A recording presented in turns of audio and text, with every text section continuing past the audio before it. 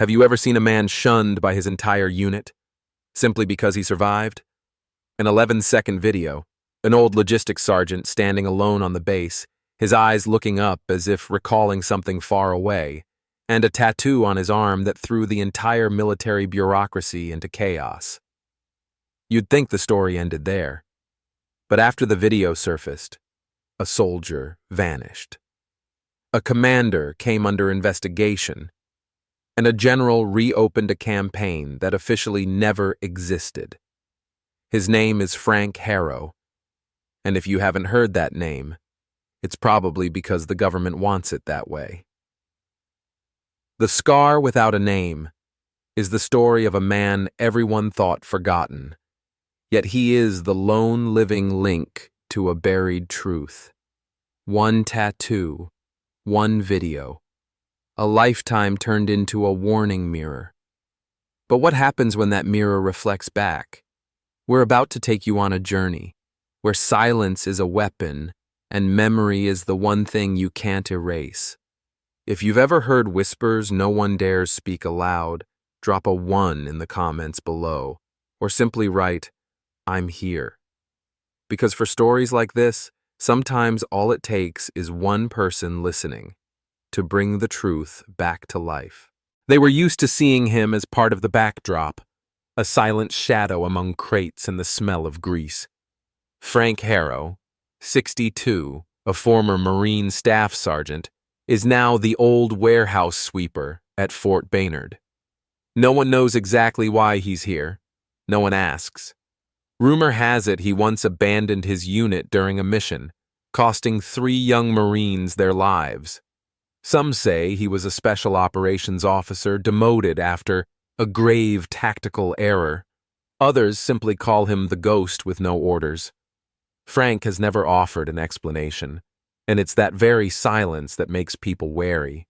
There's something in his eyes, dark yet unbowed, that shuts even the hardest cynics up. He lives by his own clock, rising before reveille, walking the base before the young Marines hit their morning drills. No chatter, no shared coffee, no prolonged glances that might invite pity. Each dawn, he sweeps the red dust from the concrete threshold, as if trying to preserve the last shred of dignity in a place that's cast him aside. In their minds, he's a hidden failure. In his, they're children who've yet to grasp what war really is. Frank has a habit of keeping everything orderly, not out of perfectionism, but because in a world where consequences can't be controlled, he needs at least one thing in line. He eats simply, on time. He writes by hand with a pencil. His notebook carries no name, no headings, only symbols, sequences of numbers, and hand-drawn maps from memory. Each page is a fragment of a past he's not ready to let go. He neither smokes, nor drinks, nor listens to the radio. The only thing he treasures, besides his old broom, is a silver Zippo lighter engraved with the words, "While you breathe, you fight." It's scratched, extinguished countless times, yet never leaves the inner pocket of his uniform. Once, a young staff sergeant demanded, "If you're no longer a Marine, why still wear those boots?" Frank said nothing. He merely glanced down at his feet and walked away. One afternoon, someone spray-painted his silhouette bowing beside his broom on the warehouse wall. Beneath it, in bold letters, "This is your future if you desert your team." 3 days later, the graffiti vanished. In its place lay a black smear of grease and 3 scrawled words, "Do not touch." Nobody owned up to it. Nobody was questioned. Yet from that day on, the laughter died down. A few of the younger Marines began to watch him more closely and silently wonder what had really happened. That night, in the supply depot, Frank sat by a small window. The guard tower's beam lit his hand as it held the pencil. He opened his notebook, wrote nothing more, simply sat in silence. A desert wind gusted through the crack. The smell of burning reminded him of that Kandahar night, when blood dried on his boots and the emergency signal was jammed. Everything replayed in slow motion, the crisp crack of orders, the sudden roar of an explosion, and the way his comrades fell without a sound. Frank still said nothing, yet he knew. The past never truly sleeps. It only waits for the right moment to return. And that moment was coming. That evening, the desert wind blew harder than usual. Frank stood alone in the yard, staring at the empty space, where once his unit honored him. Now there was only dust and silence. Then he rolled up his sleeve. In mere seconds, a tattoo emerged. An angular phoenix encircling military coordinates, inked so deeply it seemed etched into his very bone. And history began to fracture at a single glance. That morning, the sun hadn't yet burned off the mist swirling around the western warehouses of Fort Baynard. A group of young Marines was cleaning out the supply depot, tossing around small talk like anyone else. In the air heavy with the scent of oil and rusted metal, Frank Harrow appeared, silent, as always. No one paid him any mind until he stooped to inspect a damaged fuel drum. His sleeve rode up, and what was revealed in the dim dawn light stunned them all into silence. A bizarre tattoo was etched on his sun-darkened forearm, an asymmetrical phoenix, one wing seemingly torn, encircled by grid-like military coordinates and sharp geometric lines so crisp they looked carved into bone. Nothing like any unit insignia they'd ever seen. A rookie named Kershaw, always filming something, lifted his phone and captured 11 seconds of footage. No malice, just curiosity. Yet that was all it took to set everything in motion. By afternoon, the clip had been posted to the base's internal chat with a terse caption, "What was the warehouse guard before this?" Within 3 hours, it had spread like wildfire. Jokes flew. Some swore he'd been a special ops Marine. Others called him a retired spy. But only one man saved the image without comment. Lieutenant Cole Halberg. Halberg didn't laugh.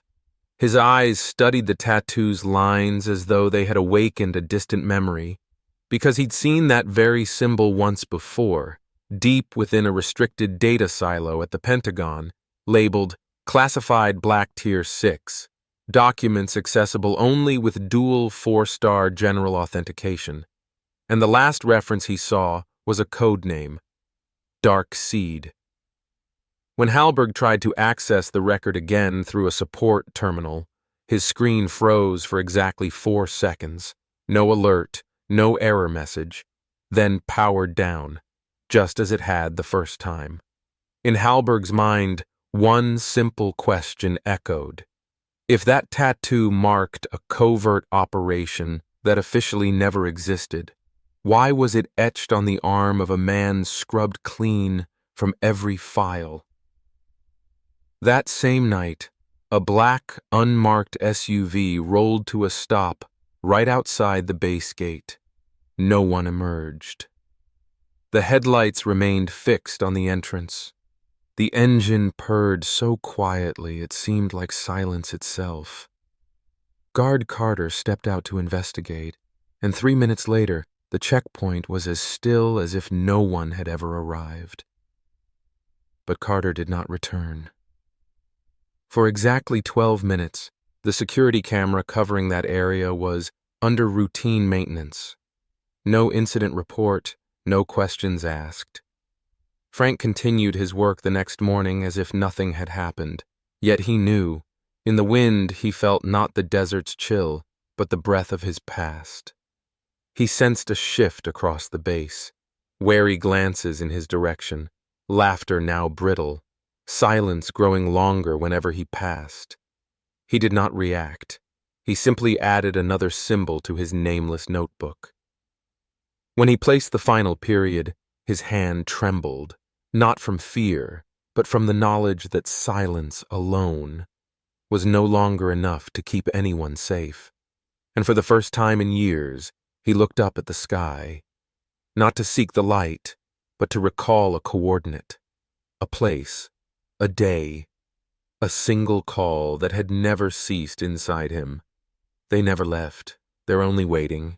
Before he became a shadow, before the phoenix tattoo beneath his rolled-up sleeve drew those wary gazes, Frank Harrow once led a special operations unit into the world's blind spot, Kandahar. The mission's name was Sierra Lantern, a name never uttered in tactical briefings, never inscribed in any honor roll or medal citation. The objective? To rescue an American journalist held by a stateless armed group, said to possess documents that could topple 3 nations if leaked. A mission so deniable, even the Department of Defense refused to acknowledge its existence. There was no air support, no satellite guidance, no logistical tail, and certainly no guaranteed ride home if they failed. Frank led his team across 80 miles of desert in silence. Each footstep on terrain GPS would not dare confirm as real.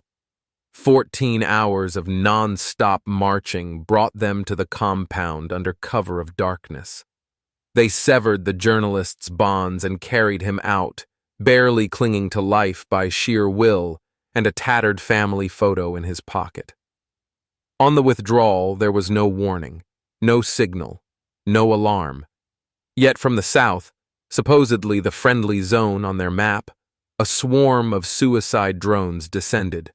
6 soldiers fell in under a minute. 2 were torn apart before they could fire back. No ambushers appeared, only the whine of engines fading after each explosion. Frank dragged the wounded into an abandoned factory, the lone shelter between them and the wind-blasted sands. 3 nights passed. No rescue, no signal. Only he, the fevered journalist, an M4 carbine, and the last few rounds of ammunition. He shot when he had to. He moved only by night. He used his comrades' broken bones to brace steel doors.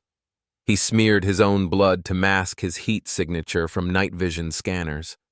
When water ran out, he drank his own urine. When food vanished, he tore his shirt into straps to carry the wounded man on his back. The man the press would later call the spark for a political revolution survived, because Frank never abandoned him. On the 4th morning, a reconnaissance helicopter chanced upon a faint smoke signal. They landed, evacuated the journalist in 50 seconds, then took off again, warned that the coordinates lay in an undefined red zone. Frank stayed behind, blood-spattered, unable to tell sky from earth. He walked across the border alone, 3 days without food, a broken leg, an injured arm, driven forward by 2 things, the fallen soldiers, and a vow that they would not become footnotes in some final report. Back in the States, he received no welcome, no official reception, no medals. A terse entry in the internal system read, Sierra Lantern, tactical failure. Command responsibility, Frank Harrow. The journalist was given a new identity and settled quietly in Vermont. 6 men died. No names, no graves, no flags draped over coffins. Frank was forbidden to speak of the operation. All records were unacknowledged. No one asked why he survived. No one asked why he alone returned. And from that day on, he became what the military didn't know how to handle, a living witness to a mission they'd tried to erase. A man whose very existence was a tear in their wall of silence. That day, the sky was a pallid gray, as if the desert wind were holding its breath before a storm. Fort Baynard lay silent as ever, until an old, dust-caked Humvee rolled up to the gate without warning. No ceremonial salute, no military flags fluttering, just the measured footsteps of Lieutenant General George Hagerty, once lauded as the living legend of Fallujah, echoing on the concrete. He didn't enter the command offices. He spoke to no one. Hagerty cut through the barracks blocks, heading straight for the rear warehouses, as if he already knew exactly where he was going. Any soldier who crossed his path froze, uncertain whether in awe of his rank or of the stride of a man who'd led troops through battles too sensitive for public record. And then he saw Frank. The old warehouse guard was bent over his inventory ledger, pen gliding with practiced ease. As Frank reached up to adjust a fuel drum, his sleeve slipped back, revealing the tattoo beneath the harsh fluorescent glow, a black phoenix with wings unfurled, encircled by stark grid coordinates and military insignia. Hagerty halted. For a moment, the world seemed to stand still. He had seen that emblem, not in any public document, but in classified reports printed once, then destroyed. His eyes, ancient, hollowed, reflected that look only men who've stared down the line between life and death truly understand. Frank didn't look away. He straightened, pivoted to face General Hagerty, and met his gaze.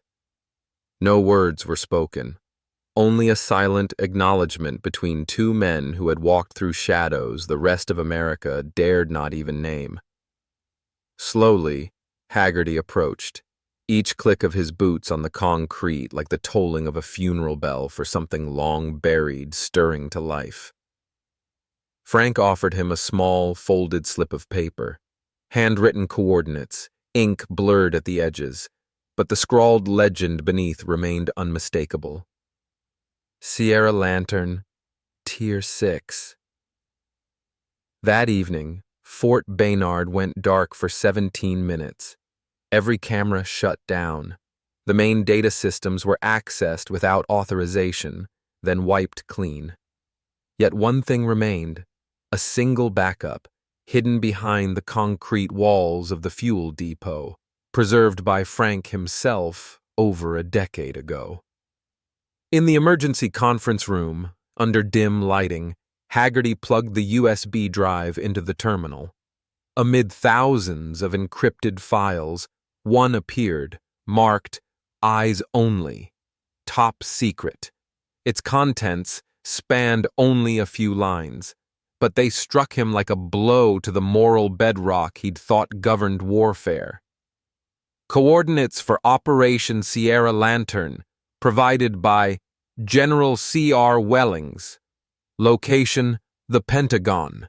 Access level, B.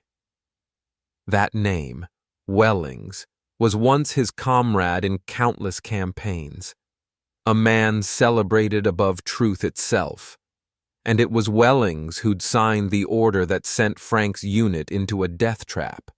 Why, no one in the system could say, or dared to ask. Hagerty sat in silence for what felt like an eternity. Inside his mind, there were no longer the echoes of gunfire, no billows of smoke, only a weighty silence, like earth settling over unmarked graves. Frank remained standing, demanding no restitution, seeking no apology. His very existence, and the memory he carried, served as a living indictment against all who had concealed history behind medals and hollow promises. If you can guess what happens next, stay tuned, and comment 1 if you're still here and eager to follow the unfolding story. Since leaving Frank's warehouse, General Hagerty carried a chill deep in his bones. He strode directly into the temporary command center and demanded access to the Black Archive, the data tier most officers only whispered about. After 2 fingerprint authentications, a wartime passcode, and a retinal scan, the screen lit up. Hagerty quietly entered the name, Harrow, Frank T. A sparse file appeared, yet within it lay blows to his illusions of loyalty. The terse header read, Sierra Lantern, Tactical Failure, erasure of command personnel records. Appended was the signed order from the then National Security Advisor, now chairman of the Defense Committee. A secret annex revealed that the advisor had sold the unit's retreat coordinates to a foreign contractor in exchange for guaranteed silence. 6 young Marines died, a political pawn escaped unscathed, and one commander's career was scrubbed clean to serve as an example of tactical error. Hagerty sat for a long time, the screen's glow reflecting his lined face. His eyes, having witnessed enough death, now stared empty and slow. At his age, he thought himself numb to injustice, yet his chest tightened, reading the names of comrades turn to ash. Far off, the sandblower fans howled down the empty corridors, just as the desert wind once did in Fallujah, reminding him again that silence had been bought and sold in blood. Meanwhile, the warehouse video filmed by young Marines mocking Frank spread through the veteran networks. Initial jeers were drowned by outrage. People recognized the tattoo. Former subordinates pieced together fractured memories. Medics recounted how the old warehouse guard quietly showed them how to dress the worst wounds. Veteran forums changed their avatars to the Crooked Wing Phoenix. An open letter demanding a congressional inquiry racked up 10,000 signatures in 3 hours. News crashed into the command center like a breached dam. The media team urged a pause in statements. The Pentagon's lawyer called, suggesting internal handling. Hagerty said nothing. He simply grabbed the hard copy of the black file, tucked it into his leather briefcase, and went out to the abandoned training yard to inhale the dying sand burner smoke, a scent of burning plastic and dry brush found only at a base on the brink. At night, the security post alarmed. Cameras offline for 17 minutes, the main server's logs wiped clean. A black SUV roared through the gate, vanishing into the sandstorm, its torn tire treads marking the soft asphalt. Hagerty watched from the darkened window, unsurprised. He'd been waiting for the warning, which came at dawn, via a blank subject email. Some operations belong in the grave with the dead. Dig them up and you'll join them. He read it, deleted it, then unlocked his briefcase. Each eyes-only dossier lay before him like a mirror of regret. In the margin, an old officer's pencil scrawl, Harrow, silent but unwilling. He remembered Frank standing motionless beside the oil drums, the folds of time etched on his wrist, a man bearing decades of silence without complaint. The thought squeezed his chest. Honor isn't the epaulets on a general's shoulders. It's the courage to face the wrongdoing your own machine created. That morning's press briefing began with the fire alarm blaring just under 2 minutes before airtime. Guests hurriedly evacuated to the yard. General Hagerty stayed behind, donning his soft cap and pinning faded rows of medals to his chest like scars. The live broadcast was relocated to a small control room auditorium. 3 cameras, 1 mic, 4 guards with M4s stationed behind the equipment. No flag backdrop, no slogans. Hagerty opened his briefcase, placed the red dossier on the wooden podium. He did not read the prepared legal statement. His voice was hoarse, deliberate, yet every word rang out through the intercom. Sometimes a nation honors the wrong people and forgets the right ones. Today, I correct my part of that. No names were named. No detailed accusations were made. Only the admission of a buried operation and the man who kept its flame alive in forced silence for 13 years. Online, the stream exploded with comments. The Black Phoenix emblem flooded the chat. Outside, The desert wind rose, whipping red dust across the yard. At the edge of the old warehouse, Frank Harrow stood beneath the rust-stained awning, shoulders slightly hunched. He listened with his eyes more than his ears. No anger in his gaze, only calm acceptance, as if the burden of memory had finally lightened. When the broadcast ended, Hagerty signed the official document for the Veterans Committee, attached a copy of the black dossier, then left without taking questions. He knew the battles of public opinion and politics would continue, and that the backlash from the man who'd ordered Frank betrayed was inevitable. Yet what he did tonight was enough to ignite another kind of blast, the blast of truth. After all, sometimes all it takes is a small flame to burn away the layers of cover-up. Outside, the sand still swirled. Frank turned on his heel and walked slowly back toward the warehouses, his hand brushing the tattoo beneath his sleeve, reminding himself that it was finally time to breathe, even if only for one day. In the distance, the desert wind's howl carried dust streaks across the sky, sounding almost like the voice of the fallen, proclaiming that at last, the story they carried had found its voice. After the broadcast, the media roared like a summer thunderstorm, while Frank quietly packed his tattered jacket and slipped out of Fort Baynard in the night. He refused every commendation, every honorary payout.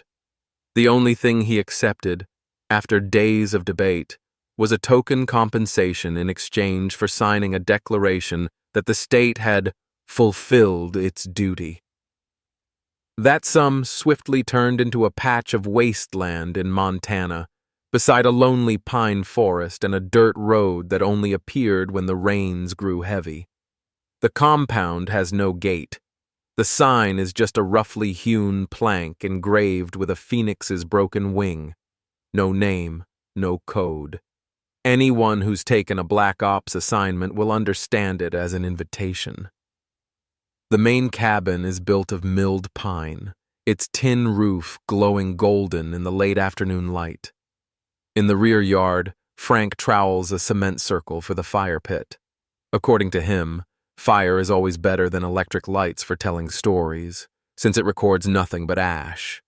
Day after day, scattered figures arrive at the foot of the hill, a female sharpshooter in thick sunglasses, a former drone coordinator forcing a smile, a rear area medic who still startles at the creak of the wind-blown door.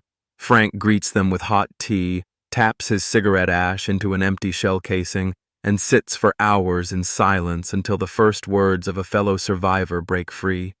Here there is no intervention program, no support group, no sign-in sheet, only patience, waiting for confession to come. In those early nights, Frank often rose at midnight, pacing the dirt yard, face turned toward the silvered moon. He wondered why the truth had to wait until his dying days to emerge from the concrete vault.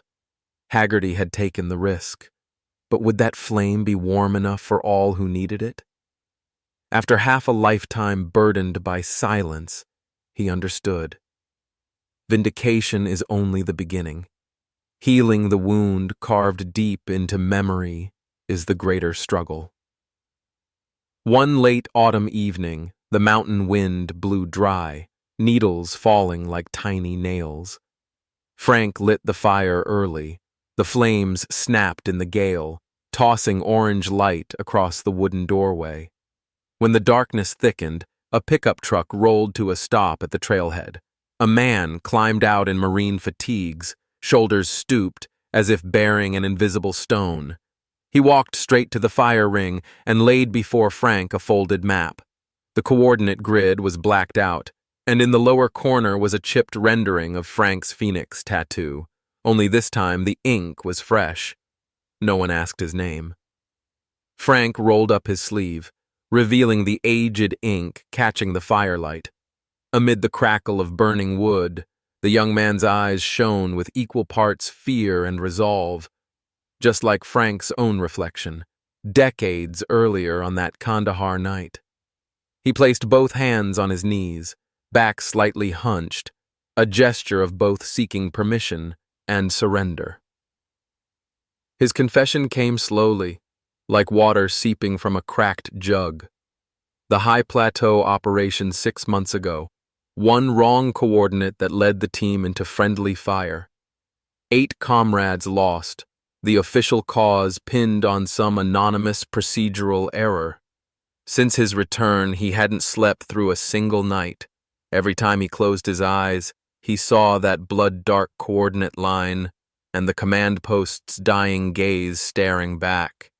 He came here because he'd heard, in the shadowed corners of veteran forums, of the old man who keeps the flame alive, the last survivor who still listens. Frank said nothing. He simply laid another thin log on the embers, the fire dimming until the young Marine's eyes reflected the faint glow. When the final words broke free, like a held breath, Frank nodded.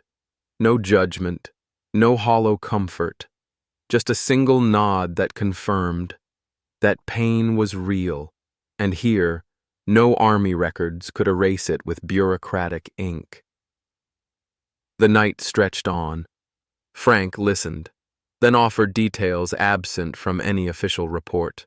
3 nights hiding in that ruined factory, the smell of dried blood masking thermal signatures. The moment he realized nobody would come back to haul them out of hell. The young soldier sat motionless, like a man who's crossed the desert, throat parched for a single drop of rain. When the fire had burned to embers, he whispered, "I never thought I'd make it this far." Frank answered by placing a hand on his dusty shoulder. Its grip was gentle, yet it carried the message, "It's not too late to start breathing." In the weeks that followed, more scattered figures arrived. They erected 2 more wooden lean-tos, strung hammocks between the pines, dug a pit for firewood.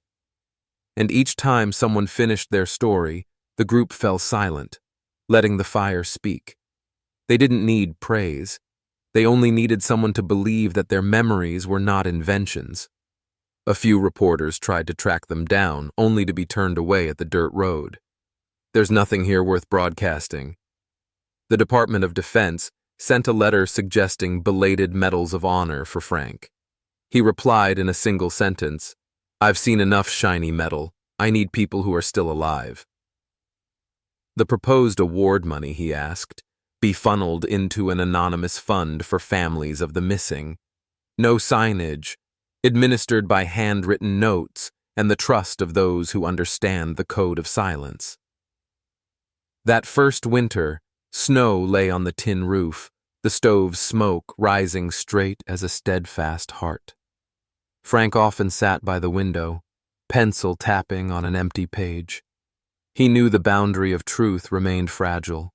Old advisors in Washington had yet to fall, the hidden hands behind that ancient operation still poised to strike back. Yet there was one thing they could not stop: the existence of a community sewing up its wounds by campfire and compassion. It was unrecorded, but it spread like an undercurrent. In whispers, in the secret phoenix tattoo one survivor recognized on another at a lonely general store in a small town. On Christmas Eve, Frank sat alone, back against the pine. A biting wind blew through the forest, carrying a distant, mournful howl. He exhaled a plume of white breath and looked up to see the Milky Way blazing across the black sky. His left hand brushed the faded tattoo. He thought of those who fell, nameless in the black archives, thought of Hagerty, fighting a political blizzard on his behalf, and a faint smile curved his lips. The lesson was exquisitely simple. It is not mere survival that deserves praise, but the courage to live honestly with one's memories in a world always ready with an eraser. Frank knew that Montana's refuge wouldn't erase the haunted past, but it did offer lost souls a path to the light of the campfire, where pain isn't gilded or discarded. It wasn't an ending. It was an open door for all who still wandered. In the distance, The glow of a pickup's headlights danced along the dirt road. Frank rose, brushed snow from his shoulders. With one last piece of kindling, he fed the flames. He watched the fire leap higher, illuminating the phoenix cracked and worn upon his ancient skin, the emblem of stories saved by something so simple. The presence of someone patient enough to listen to the very end.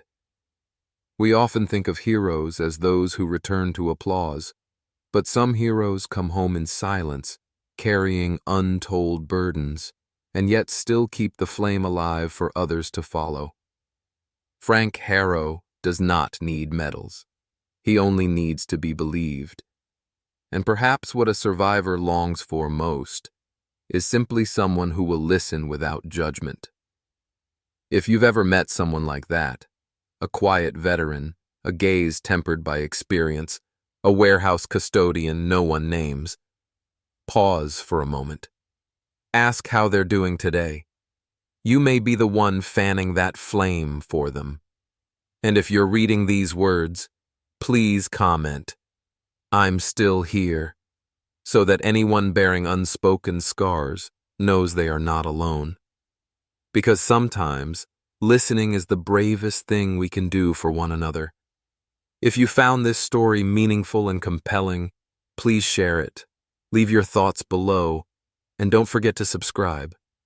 Your support helps us improve every single day.